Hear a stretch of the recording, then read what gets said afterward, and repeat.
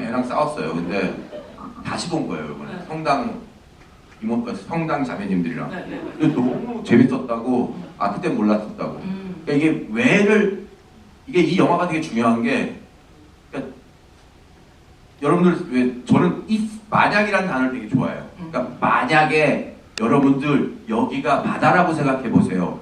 라고 하면 여러분들은 여기가 바다라고 생각을 하시고 왜를 안 물어볼 거예요. 근데 여러분 여기가 바다라고 생각해 보세요. 그러면 왜요? 라고 하잖아요. 그러니까 이렇듯이 이걸 되게 잘하는 데가 디즈니거든요. 디즈니는 옛날 한 옛날에 그럼 누가 왜? 그럴 사람 하나도 없잖아요. 왜 씨발 옛날이야? 막 이럴 사람 없잖아요. 욕은 자제해주세요. 죄송합니다. 그래서 그런 의미로 저는 그런 왜를 이 영화에서 안 물어봤으면 하는 그거였거든요. 어떻게가 되게 중요한 거였지. 그래서 이게 왜를 생각하시는 분들은 왜를 놓고 오시면은 되게 편하게 무슨 얘기가 여기까지 왔죠? 잘 흘러갔네요. 뭐 네. 그 얘기를 하다가. 네. 네네. 근데 배우로서 연기할 때도 감독님 말씀하셨던 것처럼 더 이상 어느 순간 내 머릿속에 왜를 지우고 그냥 어떻게만 할까에 대한 고민을 시작하셨던 어떤 계기 같은 것들, 순간 같은 게 있으셨을 거예요. 안 그러면 살아남기 힘든 현장이었었고 저희가 사실은 그 성균 선배하고 저하고 서로 시나리오를 보고 있다 이 얘기를 듣고 나서 호감도가 너무 감독님은 물론이고 근데 사실 그 대본을 보고 진짜 이건 모험이겠다 도전이겠다는 생각을 직감적으로 한 것 같아요. 성균 선배도 저도. 그래서 근데 미국에서 되게 좋은 일이 있으셨었잖아요. 그래서 뭔가 축하하는 곳에 가서 첫 마디가 뭐 오빠 너무 오랜만에 너무 축하드려가요. 할 거야? 할 거지. 빠져나가면 안 돼.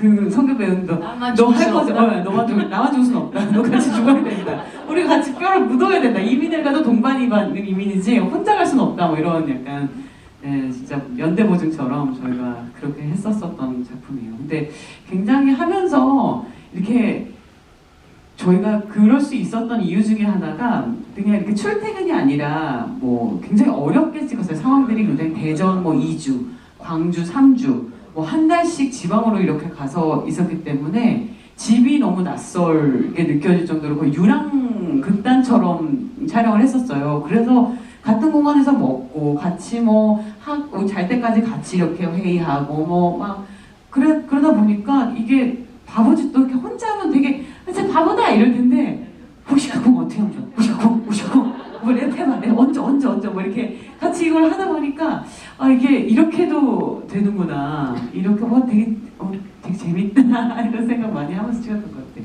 결국 이렇게 약간 동춘 서커트 같은 그런 맞아요. 느낌이 고립된 상황에서 서울로 못 들어오고 일부러 제작진들이 그렇게 집을 못 가게 했나? 가스라이팅? 코로나 얘기하면 안 되겠죠? 아니 뭐 이게 제작할 때 코로나가 너무 세게 터져갖고 네. 그러니까 이제 원래 3주 지방에서 찍고 다 서울에서 찍는 거였고 저희는 동화기 때문에 정확하게 세트에서 계산된 걸 찍어야 되는데 이제 거기에 들어갈 수가 없었어요. 그래갖고 저희가 이제 지방에서 못 올라오게 된 거예요. 그래서 이제 평창 갔다, 뭐 대전 갔다, 뭐 이렇게. 또 어떻게 보면 정말 비무비 스타일로 영화를 찍었어요. 즉흥적으로 찍은 것들이 되게 많아요. 뭐 엔딩씬 같은 경우도 촬영 이틀 전까지 저희가 어떻게 해야 될지 몰랐거든요. 그러다가 이성균 씨랑 홈쇼핑 채널 보다가 이성균 씨가 근데 이거 진짜 홈쇼핑 어때? 내 친구가 홈쇼핑 호스트야. 그러더니 홍성보 씨 전화해갖고 그 쇼핑 호스트분 내려오시고 해서 그래서 영화 속에 나오셨고 그렇게 해서 홈쇼핑 장면이 태어난 거예요. 그래서 그렇게 날아갈 수 있었던 거예요. 중간에 왜 뚝 끊기는 장면 왜 설명 안 하고 넘어가냐 하는 장면을 못 찍었어요. 그 장면을 못 찍은 것도 있고 그리고 이해해 주세요. 영화 보고 나오면서 되게 뭔가 이 남편을 살해하고 바닷가 절벽 그녀를 돕는 젊은 남자 뭐 이러니까 되게 헤어질 결심 같다라는 느낌 같은 걸 좀 받았었는데 나와서 이제 홍보 그 실장님한테 그 얘기를 드렸더니 이미 인터넷에서 황렬의 존나 헤어질 결심이라는 말이 떠돌고 있다라고 얘기를 하시더라고요. 근데 혹시 사전에 박찬욱 감독님과 무슨 얘기를 나누신 게 있으신가요? 아니요. 전혀 없어요? 네.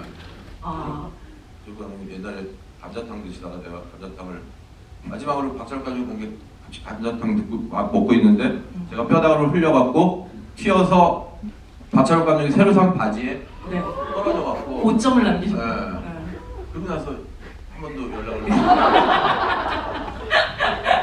그리고 제 택시가 먼저 와갖고 저는 택시 엄청 이렇게 뽑아셔갖고 감독님 이거 닦으세요 그리고 저는 하셔갖고 그 뒤로는 제가 연락을 못했어요. 그러니까 이게 되게 그냥 우연히도 그렇게 됐다는 그런 그 설애와 이게 열애가 이어지는 그런 느낌 같은 게 네, 설애와 열애가 이어지는 느낌 같은 게 근데 사실 그런 걸 생각을 해보면 그래서 그 생각을 하게 됐던 거죠. 이름의 유사성 같은 것도 있고 남편 죽여야겠다. 근데 또 옆에 젊은 남자가 또 도와주고 막 이런 느낌 같은 것이었는데 어떻게 보면 이게 굉장히 저는 결국은 박찬욱 감독님도 그렇고 이호석 감독님도 그렇고 히치콕이 낳은 어떤 이복 손주들 같은 사람들이 아닌가라는 생각을 저의 했어요. 영광이죠. 완전히 극단적으로 다른 왜 내 맘대로 내 맘대로 자식들을 만들 수는 없잖아요. 근데 뭔가 이 영향력 안에 있다라는 느낌 같은 걸 굉장히 받았고 이원석 시네마 세계에 뭔가 원리를 찾아라 같다는 느낌도 들기도 했을 정도로 여기 보면 뭐 열차 안에 낯선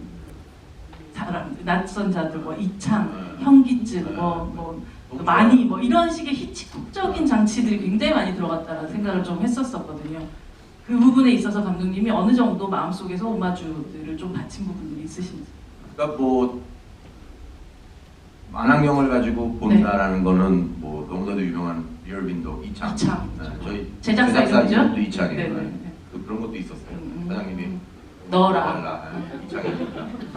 그래서 좀 홍보 좀 해주세요. 진실만을 말씀하셔야지만 관객분들 믿으시잖아요. 큰일 나요. 영창 가고 싶으세요? 그런 것도 있었다. 영창. 있었다니까. 군대 이 정도 해야 안 하세요.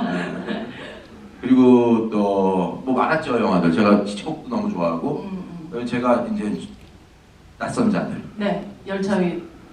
스트레인지 열차 안에 낯선 자들. 열차 안에 낯선 그래서 자들. 여기서 낯선 자들을 네. 이제 네. 결국은 이 땅을 떠나게 만드는 그런 그쵸. 작품이 됐잖아요. 그래서 뭔가 다 유사성들이 조금 있으셨던 거죠. 네네. 그리고 그 낯선 자들을 또 제가 좋아하는 60년대 70년대 이 무비의 또 최고인 바바렐라라는 네. 이랑 스타트랙 음.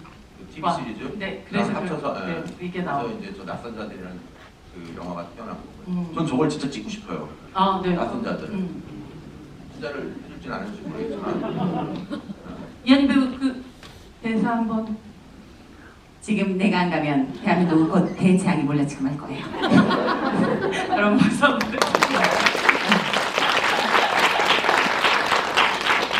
영화 속에서 뭐 물론 우리는 뮤지컬에서 뭐 금발인 동무나 시카고나 뭐 정말 정통 뮤지컬을 하시는 그 모습들 많이 보기도 했지만 이 영화 속에서의 또 춤과 노래는 또 어떻게 달라야 하고 또 어떻게 소화해야 할까 뭐 이런 고민들도 굉장히 많으셨을 것 같고 뭐 여러분들도 아시겠지만 모니카 씨가 또 함께 또 안무에 참여를 하시기도 했는데 이 약간 뭐 모든 씬들을 다 얘기할 수는 없을 것 같고 재발을 할 때나 뭐 아니면 마지막에 그 절벽 위에서라든지 그 씬에 대해서 어떻게 연기하셨는지 좀 얘기 좀 들어보겠습니다. 사실 현장 녹음은 아니었죠. 현장 녹음이 재발이 현장 녹음으로 정말 제발 현장 녹음을 해달라고 제가 정말 많이 그랬었는데 그게 이렇게 카메라가 같이 무빙을 하다 보니까 발자국 소리가 들어간 거예요. 그래서 너무 미안하다. 녹음실에 와서 이건 다시 녹음을 해야겠다 하고 정말 녹음을 감정선을 최대치로 해서 녹음을 하긴 했어요. 근데 들어보니까 이게 현장감이라는 게 현장에서 그 완전히 그 세트 안에서 그 감정대로 그 옷을 입고 완전히 들어가서 한 거랑 그냥 녹음실에서 혼자 상상으로 한 거랑은 이게 마력이 다른 거예요. 그래서 이거 진짜 너무 안타깝다. 관객분들한테 진짜 진짜 이걸 들려드리고 싶은데라고 생각을 했었는데 그거를 그 기사님이 다 그 나중에 발자국 소리를 다 지워주셨어요.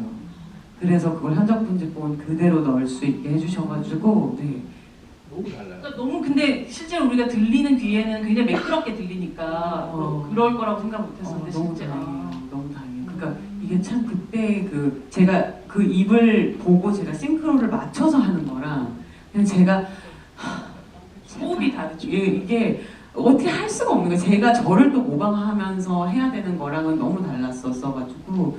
근데 저는 그 아주 뮤지컬 영화라고 아예 그 생각을 좀 지웠었던 것 같아요. 이거는 그냥 우리가 이 영화에 음악이 쓰이는 게 굉장히 중요한 장치이면서 그래서 여러 가지 색깔로 음악이 씌워지거든요. 그게 그냥 일반 영화가 차용하는 음악을 쓰는 거랑 굉장히 좀 다른 결이 있어요. 그래서 행복이 조나단의 어떤 그런 모티프를 가지고 있고 저에게는 여레이즘이 과거이자 또 미래인 그런 것이기도 하고 그래서 음악이 정말 현실적으로 묻었으면 좋겠다. 이게 그냥 그리고 만약에 그렇게 노래를 한다 이런 씬에서는 버무가 나 왜 갑자기 와서 노래를 뭐 이런 그 관객분들의 똑같은 마음을 그냥 대변하는 마음의 소리를 버무가 대변해주는 그러니까 그런 그리고 만약에 제발이라는 그런 곡들은 노래를 잘 부를 필요가 전혀 없다.